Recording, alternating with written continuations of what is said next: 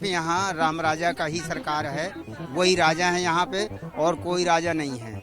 चुनाव चाहे कोई भी जीते, सरकार चाहे किसी की बने, यहाँ शासन राजा राम का ही चलता है। मध्य प्रदेश के एक ऐसे इलाके की कहानी जहाँ सरकार खुद श्री राम चलाते हैं। आखिर क्यों इस जगह को बुंदेलखंड की अयोध्या कहा जाता है? देखिए जी न्यूज की इस खास रिपोर्ट में।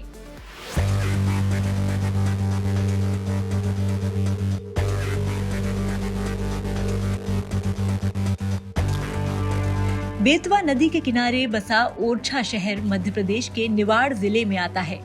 ओरछा में प्रवेश करते ही आपको पूरा नगर राममय नजर आता है। हर गली, हर चौराहे, चप्पे चप्पे पर राजा राम की अमिट छाप नजर आती है।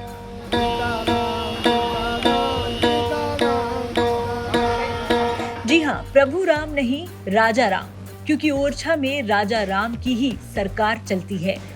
सैकड़ों सालों से राज सत्ता के सर्वश्रेष्ठ स्वरूप में राजा राम सरकार की पूजा पूरी ओरछा नगरी करती है। सिर्फ यही नहीं, मंदिर में स्पेशल आर्म्स फोर्स की ओर से रोज राजा राम को गार्ड ऑफ ऑनर देने की परंपरा है। ओरछा नगर के परिसर में ये गार्ड ऑफ ऑनर राम राजा के अलावा देश के किसी भी वीवीआईपी को नहीं दिया जाता। देश और प्रदेश में सरकार चाहे किसी की हो, लेकिन ओरछा में सरकार सिर्फ राजा राम की होती है और राजा राम के चरणों में नतमस्तक होने तमाम श्रद्धालु रोजाना आते हैं। और चूंकि नवरात्र का पावन पर्व चल रहा है, रामनवमी पर खास उत्सव मनता है और ये तमाम महिलाएं जो भक्ति में सराबोर हैं और अक्सर ही लोग दूर दूर से यहाँ दर्शन करने आ जाते हैं। क्या प्रताप है राजा राम का जो सबको यहाँ खींच लाता है? सरकार यहाँ सिर्फ उन्हीं की चलती है? सरकार राम राजा की चलती है, चाहे कलेक्टर आए, चाहे मुख्यमंत्री आए, चाहे प्रधानमंत्री आए, पर यहाँ पर किसी को सलामी नहीं लग सकती है, मेरे राजा राम को लगती है।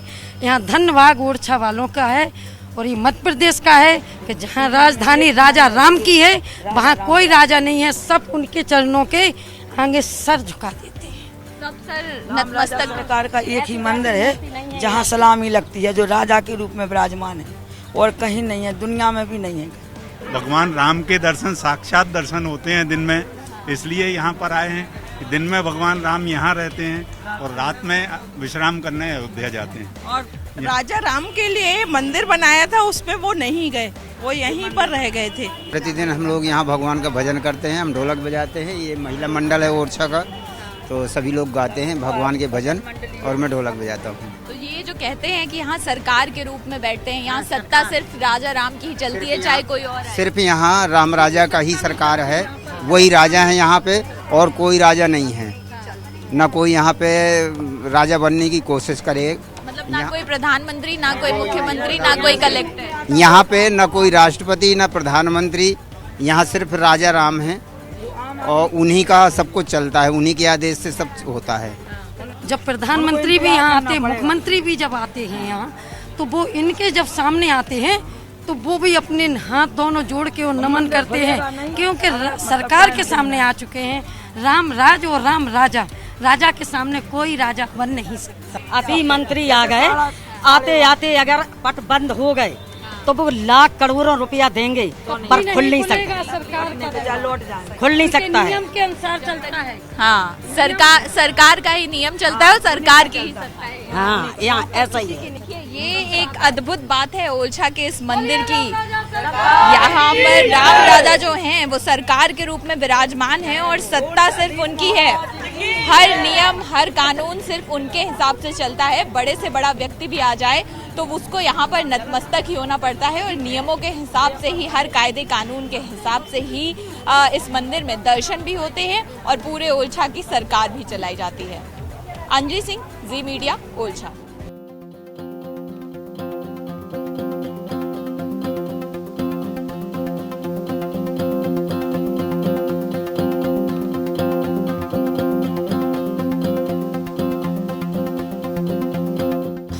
बात करें ओरछा में राजा राम के मंदिर की, तो क्या यहाँ का इतिहास रहा है और क्यों यहाँ पर सरकार जो है वो सिर्फ राजा राम की चलती है?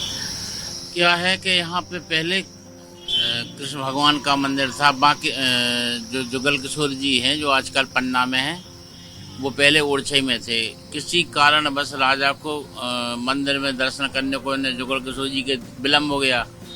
इस कारण से पुजारी लोग चले गए थे। राजा बोले अगर हमें भक्ति शक्ति है तो भगवान हमें जरूर दर्शन देंगे। तो रानी और राजा दोनों लोग जुगल किशोर जी के मंदिर पर गए और वहाँ जाके क्या था कि राजा रसिक थे, अपना पद बनाते थे, गाते थे और नाचते थे।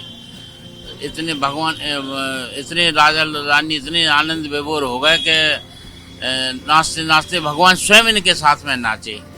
तब फिर राजा को दिया कृष्ण के रूप में और रानी को दिया राम के रूप में दर्शन।